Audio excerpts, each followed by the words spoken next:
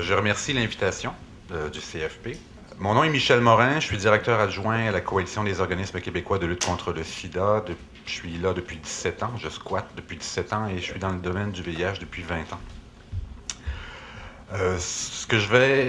J'ai aucune autre prétention aujourd'hui que de vous présenter une expérience. Je vous propose pas un modèle, je vous dis pas que c'est fantastique, mais je vais tout simplement vous parler d'une expérience en auto-évaluation qu'on a développée, une expertise qu'on a développée dans nos groupes communautaires, le groupe de lutte contre le sida. Et je ne peux pas faire ça sans malheureusement faire un peu d'histoire et de mise en contexte, parce que c'est fondamental à notre réalité. On se souviendra tous dans les années 80, lorsque on a commencé à documenter la réalité du VIH et du sida. Socialement, on a subtilement répondu en essayant de trouver des coupables et on les a trouvés assez rapidement. C'était les 4 H, les hommes homosexuels, les haïtiens, les héroïnomanes et les personnes hémophiles.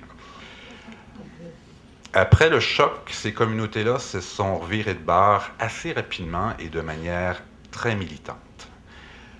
C'est des personnes vivant avec le VIH issues de ces communautés spécifiques-là qui ont monté aux barricades et qui ont dit non, on n'est pas responsable de ce qui arrive, d'une part, et d'autre part, vous ferez rien sans nous. Et c'est là-dessus que repose notre expérience, vous ne ferez rien sans nous.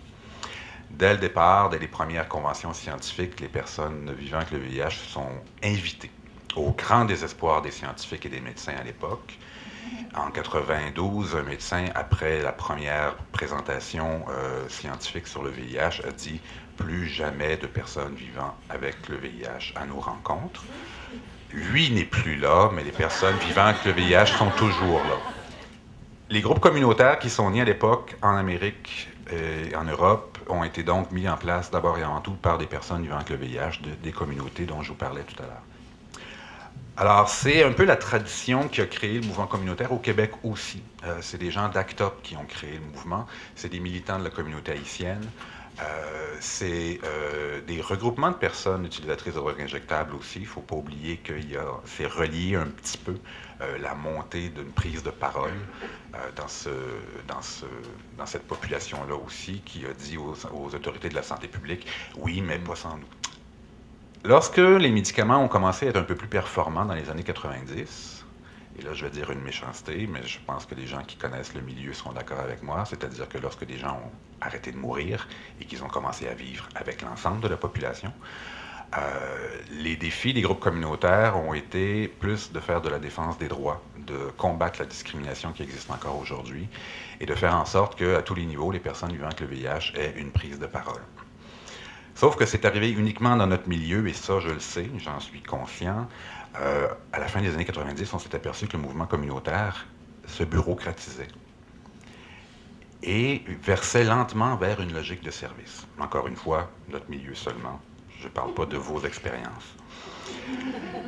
Et ça, avec l'héritage qu'on avait, je vous avoue que chez les militants, le mot qui me vient est « on a friqué ben raide ». Parce que c'était pas comme ça qu'on avait vu le mouvement, c'était pas comme ça qu'on voyait notre fonctionnement. Et pourtant, ce qu'on voyait devant nos yeux, c'était ça, ce passage lent, subtil, mais régulier vers une autre façon de travailler. On s'est dit, il faut renverser la vapeur. Comment on le fait? Est-ce qu'on fait une révolution à l'interne? Bon, plein de théories sont tombées sur la table. Et on a opté pour le pragmatisme. On s'est dit non, on va recréer des lieux de prise de parole, on va recréer des lieux de prise de pouvoir et on va laisser les personnes vivant avec le VIH évaluer les pratiques des groupes communautaires. Et c'est de là qu'est né notre guide, qui est une boîte d'outils finalement et rien de plus, qui s'appelle le savoir-faire, savoir-dire, qui veut dire finalement on a une expertise, il faudrait peut-être apprendre à la communiquer. Ça s'est fait en 2 parties. La première partie, ça a été de recréer ces lieux de prise de parole-là et ces lieux d'implication politique. Alors, on a décidé que ce qui existait déjà devait être réinvesti, c'est-à-dire nos rapports d'activité, les rapports annuels, les plans d'action, les communications. Créer des lieux où les personnes vivant avec le VIH seraient présentes dans la réflexion et dans la production de nos outils qu'on a. Alors, on n'inventait pas la roue, c'est vraiment du matériel qu'on avait déjà. On a aussi inventé ce qu'on appelle des GAP, des groupes d'appréciation partagés. C'est qu'à chaque année, les organismes sont conviés à créer des lieux de parole par rapport à l'intervention, par rapport au bénévolat, par rapport au conseil d'administration, le rapport avec les bailleurs de fonds, pour dire ce qu'ils voient, ce qu'ils ne voient pas assez et c'est quoi les orientations qu'on devrait prendre pour garder un peu notre identité d'implication. Ça a été la première partie. Ça a été un premier temps. Dans un deuxième temps, on s'est dit, bon, là, on favorise un réinvestissement, c'est bien beau, mais comment est-ce qu'on va maintenant favoriser une auto-évaluation des organismes, de nos organismes membres et de la coalition aussi comme entité? Alors, nos joyeux universitaires se sont remis à la tâche et ils ont travaillé plus sur des outils de planification où les personnes vivant avec le VIH étaient impliquées du début à la fin. Alors, ça a donné effectivement cette petite boîte d'outils-là. Il y a 19 outils qui veulent seulement favoriser l'exercice de ces prises de parole-là. Rien d'autre. Ça n'a pas d'autre prétention que ça. On n'en a plus, sauf en modèle électronique. Ça a été bien apprécié de nos groupes et de plusieurs partenaires. Il faut prendre le temps et il faut que ça devienne, je l'ai entendu ce matin, il faut que ça devienne notre culture de fonctionnement. Et on n'a pas nécessairement ces réflexes-là. Il faut laisser de l'espace, il faut attendre que les paroles remontent.